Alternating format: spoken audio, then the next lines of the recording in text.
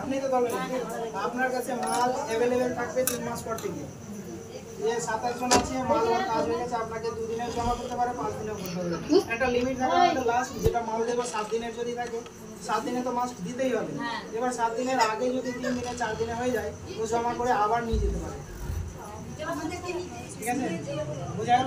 বলে তোর কাছেই জমা থাকবে, আপনার কাছে তোর কাছে তো জ্বলবে, তো জলদি দিতে দিতে আপনার কাছ থেকে মালটা নিয়ে যাবে। আমার কাছে নাম 10 কিলো আছে মাল আছে, এবার আমি মানে কি সব এইদেরকে দিব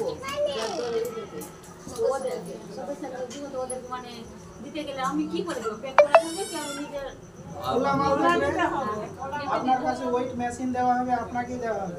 ওয়াইট মেশিন বাকি 27 জনকে কাউন্টিং করে ভরতে হবে, যেহেতু একটা ছোট প্যাকেট ওদের কাউন্টিং মানে কোন করতে হবে। এখন কোনো রকম ওজন না, যখন 500 গ্রাম 1 কেজির প্যাকেট হবে তখন সবাইকে একটা ওয়েট ছোট মেশিন দেওয়া হবে। তো 9 জনের মধ্যে একজন আছে। ওটাই বলছিলাম কি আমি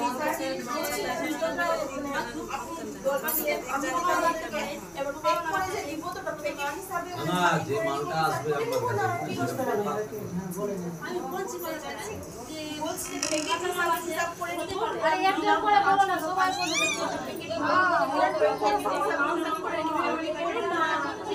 দুটোই করতে হবে। 5 কেজি দিয়ে দিলেন, একটা আপনাকে যে মালটা ধরেন একটা খারাপ মাল দেয় ওটা তো আপনি ফেলে দেবেন না, ওটা তো রাখবেন, কারণ ওটা তো আপনার কাছে ওজন হয়ে যাচ্ছে।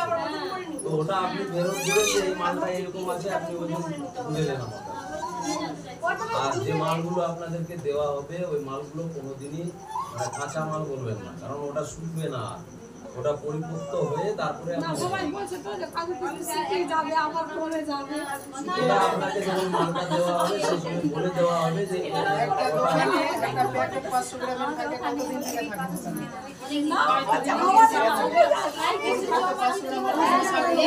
এই আপনাদেরকে দেখিয়ে দিচ্ছি এই ধরনের প্যাকেট ধরেন এটা 25 পয়সা রেট, কথা বলছি বুঝতে পারলেন? এটা আপনি কাজ করবেন 25 পয়সা রেট, এটা একটা সিস্টেম করা আছে অ্যাকাউন্ট করা।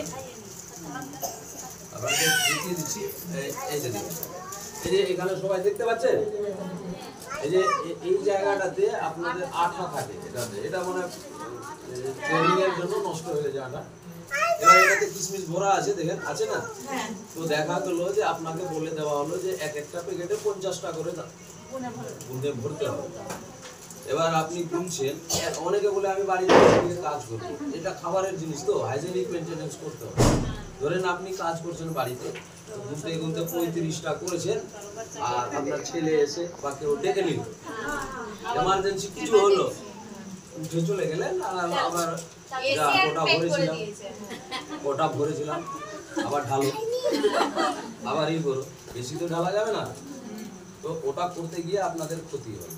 আপনি যেখানে দিনে হয়তো 200 টাকা রোজগার করতেন, সেই জায়গাটাতে আপনি 50 টাকাও রোজগার করতে পারবেন। বাড়িতে হয় না, সবাই ভাবে যে বাড়িতে আমরা করবো, ফাঁকা টাইমে করবো, আমার বাড়িতে আমার শ্বশুর ভাসুর সবাই মিলে করবো, বেশি হবে। কিন্তু দেখবেন আপনার বাড়িতে যদি ভাবেন যে 5 জন লোক আছে আমার বেশি হবে, তো আপনার লোকসানটাও বেশি হবে। আপনি যদি একাই করেন তো মোহন যদি খাবার করে তো আমি 1 পিস খেয়েছি, খেয়ে দেখবেন, আর ওরা 5 জন থাকলে 5টা খেয়ে, বুঝতে পারলেন কিনা? তো ওগুলো ভুল ধারণা যে বাড়িতে করবো, বাড়িতে কোনোদিনই কাজ করে সাকসেস হবেন না।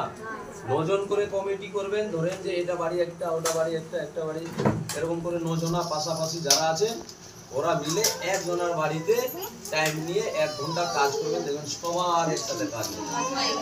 3 জন মিলে বুনলো, জায়গা জায়গায় রাখলো, আর 3 জন মিলে বুনার ব্যাপার থাকলো না, উঠিয়ে করেছে, তাড়াতাড়ি হলো, আর 3 জন মিলে এই সেই করলো। 9 জনা কাজ করলো, তো এবার 9 জনের মধ্যে একজন থাকলো যাকে দায়িত্ব দেওয়া আছে, ওই দেখবে যে প্যাকেটগুলো ঠিকঠাক হয়েছে কি, বুঝতে পারলেন? বাস এটাই হচ্ছে ব্যাপার। অনেক ইজি কাজ আছে আপনাদের জন্য, অনেক রকম ফ্যাসিলিটি আছে। আপনারা শুধু স্টার্ট করেন কাজটা, যেদিন থেকে আসবে আপনাদের সব কিছু সমস্যার সমাধান হবে, বুঝতে পারলেন? এখানে SIPF আছে, তারপরে ইন্স্যুরেন্স আছে, বিভিন্ন রকম মাইক্রো ফাইন্যান্স আছে, আপনাদের সব রকমের ফ্যাসিলিটি পাবেন।